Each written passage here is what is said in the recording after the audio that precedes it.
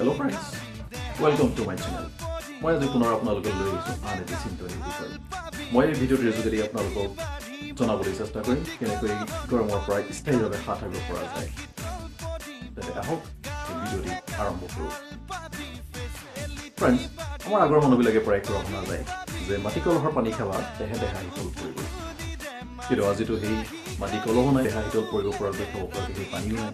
কিন্তু গৰমটোতো একেদৰেই আছে, একেদৰে থকাই নহয় যে দিনক দিনে গৰমৰ উত্তাপ ইমানে বাঢ়িবলৈ ধৰিছে যেনে গাত জুইহে জ্বলি যায়।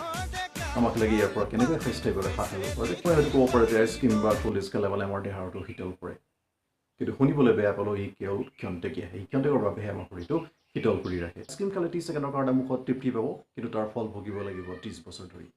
গতিকে শীতল খাদ্য হ'ল সেইবিলাক খাদ্য যিবিলাকে আমাৰ শৰীৰৰ ভিতৰৰ পৰা উত্তাপ বাহিৰ কৰি দিয়ে আৰু আমাৰ টক্সিন নামৰ আমাৰ শৰীৰৰ ভিতৰত যি পয়জন উৎপন্ন হয় সেই পয়জনবিলাকো যি বাহিৰ কৰি দিয়ে। গতিকে আমাৰ শৰীৰটো স্থায়ীভাৱে শৰীৰটোৰ ভিতৰৰ পৰা কেৱল বাহিৰৰ ফালৰ নহয়, শৰীৰটো আমাৰ ভিতৰৰ ফালৰ পৰা শীতল কৰি ৰাখিব পাৰে কেইটামান প্ৰাকৃতিক উপায় মই আপোনালোকৰ লগত শ্বেয়াৰ কৰিবলৈ আগবাঢ়িছোঁ। গতিকে প্ৰথম কথা হ'ল তিয়ঁহ। গতিকে তিয়ঁহত যথেষ্ট পৰিমাণে পানী থাকে। গতিকে তিয়ঁহে আমাৰ শৰীৰটো ভিতৰৰ পৰা শীতল কৰি ৰাখে আৰু আমাৰ শৰীৰটো তিয়ঁহে কেতিয়াও ডিহাইড্ৰেশ্যন হ'বলৈ নিদিয়ে। ডিহাইড্ৰেশ্যন হ'লে মানে আমাৰ শৰীৰৰ ভিতৰৰ পানীভাগ শুকাই যায়। গৰমৰ দিনত আমাৰ শৰীৰটো শীতল কৰি ৰখাটো অতি প্ৰয়োজন, কাৰণ গৰমৰ দিনত হিট ষ্ট্ৰ'ক বা ডিহাইড্ৰেশ্যন হোৱাৰ সম্ভাৱনা খুবেই বেছি। তিয়ঁহ যদি নিয়মিত হিচাপে খাই থকা যায় তেতিয়াহ'লে আমাৰ শৰীৰটো ডিহাইড্ৰেশ্যন হ'বলৈ নিদিয়ে আৰু তাৰ ফলত আমাৰ ডিহাইড্ৰেশ্যন বা হিট ষ্ট্ৰ'ক এইবিলাকৰ পৰা আমি ৰক্ষা পাব পাৰোঁ। দ্বিতীয়তে তৰমুজ। গতিকে তৰমুজ এনেকুৱা এটা ফল যি আমাৰ শৰীৰৰ ভিতৰত এয়াৰ কণ্ডিশ্যনৰ কাম কৰি থাকে। আৰু ৰুমৰ ভিতৰত এয়াৰ কণ্ডিশ্যনাৰে যেনেদৰে কাম কৰে আমাৰ শৰীৰৰ ভিতৰতো তৰমুজে তেনেকৈ কাম কৰি থাকে। তৰমুজতো যথেষ্ট পৰিমাণে পানী থকাৰ কাৰণে তৰমুজ খাই থাকিলে আমাৰ শৰীৰটো ডিহাইড্ৰেশ্যন হ'বলৈ নিদিয়ে। তাৰপিছত আহোঁ আপেল। গতিকে আপেল এনেকুৱা এটা ফল যি আমাৰ শৰীৰটো ঠাণ্ডা কৰি ৰখাৰ উপৰিও আমাৰ শৰীৰটো সম্পূৰ্ণ কৰি আমাক পৰিপূৰ্ণ কৰি ৰাখে। আপেলত 4 গ্ৰাম মাহজাতীয় পদাৰ্থ পোৱাৰ উপৰিও 95 কেলৰি আৰু লগতে পেক্টিন আমাৰ আন এবিধ কাৰ্বহাইড্ৰেট পোৱা যায়। কাৰ্বহাইড্ৰেট আমাৰ অধিক ভোক লগাৰ পৰা ৰক্ষা কৰে আৰু আমাৰ দেহৰ ওজনৰ এটা ভাৰসাম্য ৰক্ষা কৰি চলে।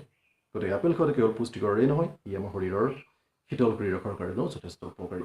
আন এবিধ ফলৰ কথা কৈছোঁ মই, সেইবিধ ফল হৈছে মাটিকঁঠাল বা আনাৰস। কল, তিয়ঁহ আৰু আন কিছুমান ফলৰ দৰে এই মাটিকঁঠালতো আছে আমাৰ শৰীৰটো শীতল কৰি ৰাখিব পৰা কিছুমান দ্ৰব্য, যিবিলাকে আমাৰ শৰীৰটোৰ ভিতৰৰ পানীভাগ শুকাই যাবলৈ নিদিয়ে আৰু কেতিয়াও ডিহাইড্ৰেশ্যনৰ পৰা ৰক্ষা কৰে। গতিকে মাটিকঁঠালত আন এনেধৰণৰ এটা এনজাইম পোৱা যায় যিবিলাকে আমাৰ শৰীৰৰ ভিতৰৰ যি কেতিয়াবা জ্বলা-পোৰা হয় সেই জ্বলা-পোৰা ভাৱটো হ'বলৈ কেতিয়াও নিদিয়ে। গতিকে এইবিলাকৰ বাহিৰেও আমাৰ দেহাটো গৰমৰ পৰা ৰক্ষা কৰি ৰাখিব পৰাকৈ কেইটামান সৰু সৰু টিপছ মই আগবঢ়াইছোঁ। প্ৰথমতে হ'ল চাহ, কফি জাতীয়, ক'ল্ড ড্ৰিংক জাতীয়, এলকহল জাতীয় বা এনেধৰণৰ বস্তুবিলাকৰ পৰা সদায় আঁতৰি থাকক, কাৰণ এই বস্তুবিলাক বেয়া হৈ নাযাবলৈ বেছিদিন যাবলৈ আগত কিছুমান কেমিকেল ব্যৱহাৰ কৰা যায় আৰু তাৰোপৰি ইয়াত চুগাৰ আন কিছুমান ৰং আদি এইবিলাক ব্যৱহাৰ কৰা যায় যিবিলাক অতি আমাৰ শৰীৰৰ কাৰণে অতি ক্ষতিকাৰক। এই বস্তুবিলাক হৈছে এচিড জাতীয় আৰু এচিড জাতীয় বস্তুবিলাকৰ এটা ছাইড এফেক্ট কি হয় যে ই পাচাবৰ লগত আমাৰ শৰীৰৰ ভিতৰত যিটো জলীয় পদাৰ্থ সেই জলীয় পদাৰ্থবিলাক আমাৰ শৰীৰৰ বাহিৰে উলিয়াই দিয়ে, যিটো আমাৰ শৰীৰৰ কাৰণে অতি বেছি ঠাণ্ডা কৰি থোৱা শীতল পানীও কেতিয়াও নাখাব, কাৰণ ই ক্ষন্তিকৰ কাৰণে আমাৰ শৰীৰটো শীতল কৰে যদিও কিন্তু প্ৰকৃত অৰ্থত এই শৰীৰটো আমাক কেতিয়াও শীতল কৰি নাৰাখে। যেতিয়া আমি গৰমত শীতল পানীও খালে মানে আমাৰ ছালত যি তেজৰ শিৰা আছে শিৰাবিলাক সংকোচন ঘটায় আৰু তাৰ ফলত আমাৰ শৰীৰৰ ভিতৰৰ পৰা গৰম ভাৱ উত্তাপ বাহিৰলৈ ওলোৱাত বাধা আহি পৰে। তাৰপাছৰ টিপছটো হ'ল যে পাতল খাদ্য খাওক, কিন্তু পুষ্টিকৰ খাওক আৰু যদি পাৰে গৰম শাক পাচলি যেনে মূলা, পালেং, জলকীয়া, পিঁয়াজ, নহৰু, পকাম আদি পাৰিলে নোখোৱাকৈ থাকক। আৰু যদি পকাম অত্যন্ত নোখোৱাকৈ থাকিব নোৱাৰে তেনেহ'লে ৰাতি ঠাণ্ডা পানীত ডুবাই ৰাখক, তাৰপিছত আপোনাক পকামখিনি খাওক। গতিকে ফ্ৰেণ্ডছ, আপোনালোকে আজিৰ ভিডিঅ'টোৰ যোগেদি গম পালে যে অতি গৰমত কি বস্তু খাব আৰু কি বস্তু নাখাব। আৰু যদি ভিডিঅ'টো ভাল লাগিছে তেনেহ'লে মোৰ চেনেলক মোৰ চেনেলক ছাবস্ক্ৰাইব কৰক, শ্বেয়াৰ কৰক, লাইক কৰক আৰু লগতে বেল আইকনটো আছেই নহয়, এবাৰ পাৰিলে দবাই দিয়ক।